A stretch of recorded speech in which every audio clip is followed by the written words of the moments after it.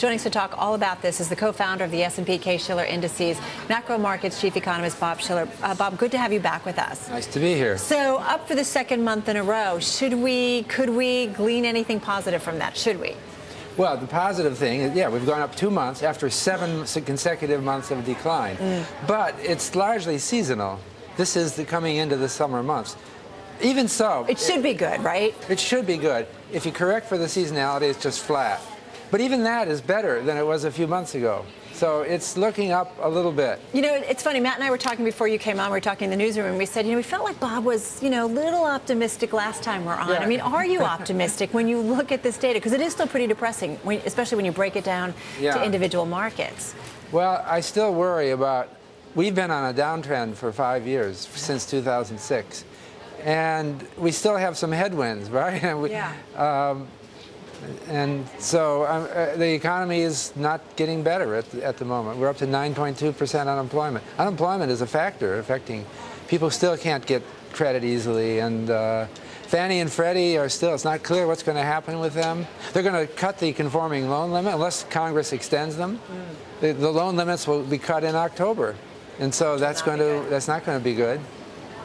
Hey, Bob, let me ask you a question. Yeah. You have been, and correct me if I'm wrong, a proponent of government intervention when we hit rock bottom like this. And recently an economist told me, the only thing that's worked so far with housing was the tax credit, the first-time home buyers tax credit, incentivized people to go out there and purchase these homes because affordability has dropped.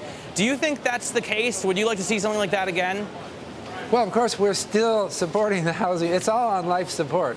Fannie, Freddie, FHA, they account for most mortgages these days.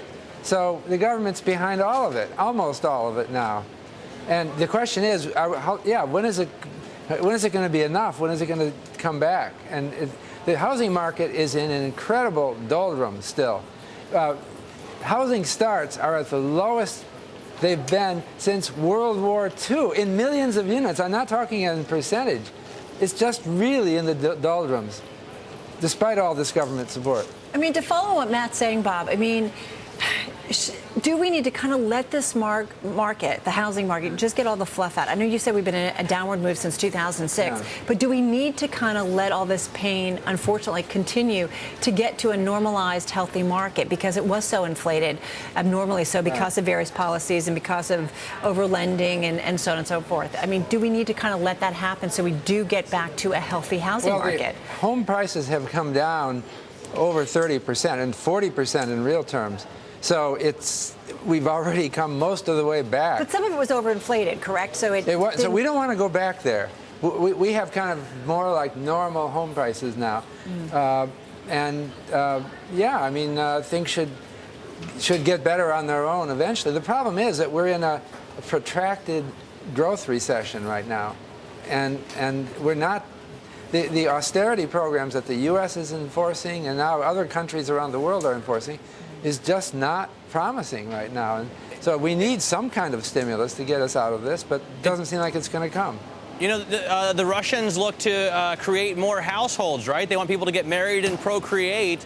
Is there some point, Bob, when, we have household creation going on here, too, at a much faster pace, obviously, than new home starts. So is there at some point when household creation swings up enough that it has to pull up purchases? Well, it should. This is classic forecasting, macroeconomic forecasting. If we have a recession that goes on long enough, the housing stock is not there. There's pent-up demand for housing, for automobiles, for furniture, all kinds of things. And this is what will, I assume, bring us back. But the problem is it can take a long time. It might be years. When you say years, 5 years, 10 years, what? Because I think last time you were on, you said you could see a further decline in property values of 10 to 25% in the next 5 years. You still believe that? Well, I said that first in February. It keeps coming back. It does. It doesn't go away, does it? So since I was talking about comparison with the fourth quarter of 2010, we're already down something like 6-7% in real terms since then. So I don't know whether it will make my 10%. Yeah. But it's not that far from that. It could. What the worrisome thing is, Bob, I mean, there's a change in thinking. We see more people renting, and they don't see the value in buying homes. The psyche that we talk about, that is so important. And then I think about the impact of maybe what's going on in Washington and people worried about kind of the future of where our country's going. I mean, how does all of this play into what we might see when it comes to housing data over the next couple of years? Well, we have subsidized housing as national policy going way back. And it's thought to be part of the, quote, American dream. Right. But I don't know, people are rethinking the American dream. We're smart. That's what we pride ourselves on, in Americans, right? Owning some big house is not necessarily so smart. And how about having a portfolio of stocks and bonds and commodities better diversified and rent?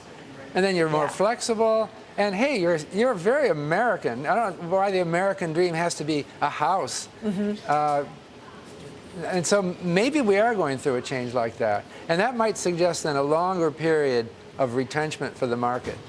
I mean, you really took the question right out of my mouth there, Bob, because I know a lot of very intelligent, successful, and incredibly wealthy money managers who right now rent, albeit colossal, homes rather than owning them, because they say, you know what, right now owning a home isn't worth the price. It's much smarter for me to rent the home and have money in other assets. So, maybe it isn't right for us to have 70% of the population owning a home. Right. And maybe pushing for that was what got us into this problem in the first place.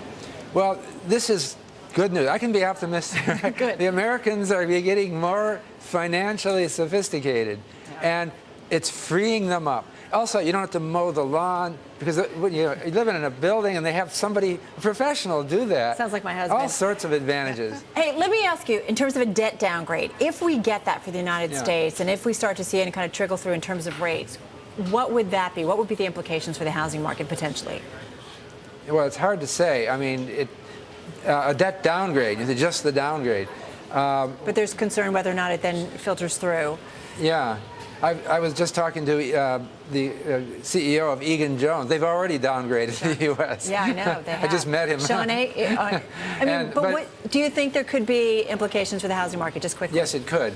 With the mortgages are priced off the 10-year Treasury, and that would likely go up. Not so sure, though, because the markets are kind of unpredictable. But if the 10-year Treasury goes up, then it could push mortgage rates up. On the other hand, nothing is clear about this. Yeah, no, there's still a lot of fuzzy area. Bob Shiller, as always, thank you so much for breaking this down. We appreciate it.